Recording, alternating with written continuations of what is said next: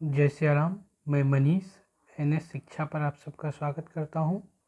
कल हम लोग आर्टिकल 45 को देख चुके थे, जो 86वां संविधान संशोधन 2002 द्वारा लागू हुआ था, यानी कि प्रतिस्थापित हुआ था और प्रभावी वो 1 अप्रैल 2010 से हुआ था।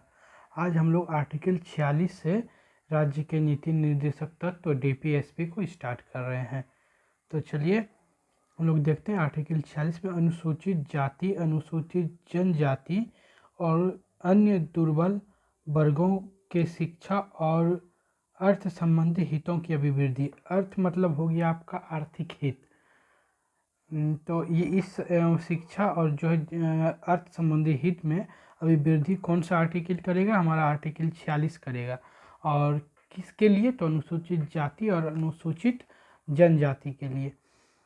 राज्य जनता के दुर्बल वर्गों के विशिष्टया अनुसूचित जाति अनुसूचित जनजाति के शिक्षा और अर्थ संबंधी हितों के विशेष सावधानी से अभिवृद्धि करेगा और सामाजिक न्याय और सभी प्रकार के शोषण से उनके संरक्षण करेगा। अब देखिए, इसी के तहत हमारा एसटी और एससी आता है। एसटी एससी का किसी भी जैसे किसी भी फॉर्म के वैकेंसी में जो है वो एसटी एससी के लिए सीट रिजर्व होता है, कॉलेजेस में सीट रिजर्व होता है, स्कूल में रिजर्व होता है। और तो और जो है उसके जो फॉर्म भरने का शुल्क रहता है, अगर मान लीजिए कि अनरिजर्व कैटेगरी जनरल कैटेगरी का 600 है तो एसटी एससी का 150 होगा। या और भी किसी किसी किसी जगह पे फ्री भी रहता है। और यह भी देखा जाता है कि आपका अगर कट ऑफ एग्ज़ाम्स के जो कट ऑफ निकलते हैं, अगर वो अनरिजर्व का 80 है तो एसटी एससी का 65 होगा, 60 होगा, इतने 15-20 नंबर का डिफरेंस रहता है। तो वो हो गया उनका शैक्षणिक हित जो हो गया। और जो हम लोग देखते हैं कि आर्थिक हित में तो एसटी एससी वेलफेयर आयोग भी बनता है और उसके तहत उन्हें कुछ आर्थिक सहायता दी जाती है अपना स्वरोजगार करने के लिए। तो चलिए आगे हम लोग आर्टिकल 47 को देख रहे हैं। पोषाहार और जीवन स्तर को ऊंचा करने तथा लोक स्वास्थ्य का सुधार करने का राज्य का कर्तव्य। पोषाहार और जीवन स्तर को ऊंचा करेगा और लोक स्वास्थ्य समस्याओं का भी सुधार भी करेगा, उनकी स्वास्थ्य समस्याओं में सुधार। जैसे लोक स्वास्थ्य अभियंत्रण विभाग, ये इस तरह के विभाग की स्थापना की जाती है किसके तहत? आर्टिकल 47 के तहत। राज्य अपने लोगों को पोषाहार स्तर और जीवन स्तर को ऊंचा करने और लोक स्वास्थ्य को सुधार को जो है उसके सुधार को प्राथमिक कर्तव्यों में से मानेगा। राज्य विशिष्ट या मादक पेयों और स्वास्थ्य के लिए हानिकारक औषधियों के प्रयोजन से विभिन्न उपभोग पर प्रतिषेध करने का प्रयास करेगा। बिहार में हमारा एकमात्र राज्य पूरे देश का बिहार जहाँ पे शराब बनती है, वो आर्टिकल 47 का अनुपालन करते हुए किया गया है। अब जो है हम आर्टिकल 48 को देख रहे हैं। कृषि और पशुपालन का संगठन किया जाएगा, उसमें क्या क्या है उसे देखिए। राज्य कृषि और पशुपालन को आधुनिक और वैज्ञानिक प्रणालियों से संगठित करने का प्रयास करेगा और विशेषतया गायों और बछड़ों या अन्य दुधारू या बाहक पशुओं की नस्लों का परीक्षण एवं सुधार के लिए उनके वध पर प्रतिषेध करने के लिए कदम उठाएगा। जिसे बोलते हैं पशु तस्करी, उस सब पर कदम उठाएगा। और कैसे उनके उत्पादन, उनके द्वारा उत्पादित दूध के उत्पादन में कैसे बढ़ोतरी किया जाएगा, वैसे उसके लिए कदम उठाया जाएगा। और कृषि से संबंधित कैसे वहाँ पे कौन से बीज, उन बीज में क्या शोधन किया जाएगा, कौन से कीटनाशक, कौन से जो उर्वरक, उसमें क्या शोधन किया जाएगा, कैसे उसे लागू किया जाएगा, वो भी हमारा आर्टिकल 48 के तहत किया जाता है। तो चलिए आगे देखते हैं हम आर्टिकल 48A देखते हैं। पर्यावरण का संरक्षण तथा संवर्धन तथा वन्य और वन्य जीवों की रक्षा। वन्य और वन्य जीवों की रक्षा हमारा आर्टिकल 48A के तहत आता है।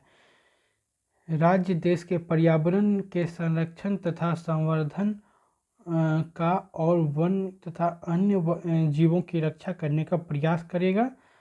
और ये जो है हमारा आर्टिकल 48A में आता है, वन और वन जीवों की रक्षा का प्रयास और पर्यावरण का संरक्षण हमारा आर्टिकल 48A में आएगा, जिसे बोलता है कि मूल कर्तव्य है क्या किसमें है, क्या मौलिक अधिकार में, नहीं, वो हमारा DPSP राज्य के नीति निर्देशक तत्व में आता है।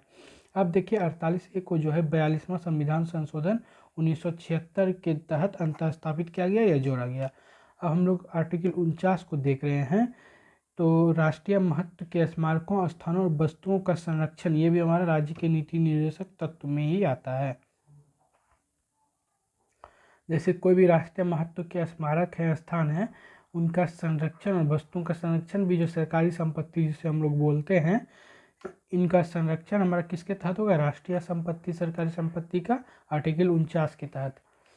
संसद द्वारा बनाई गई विधि के द्वारा या उसके अधीन राष्ट्रीय महत्व या वाले घोषित किए गए कलात्मक और ऐतिहासिक अभिरुचि वाले प्रत्येक स्मारक के स्थान या वस्तु का यथास्थिति, जैसे देखिए विरूपण, विनाश, अपसारण, व्यापन या निर्यात से संरक्षण करने की बाध्यता जो है राज्य की होगी।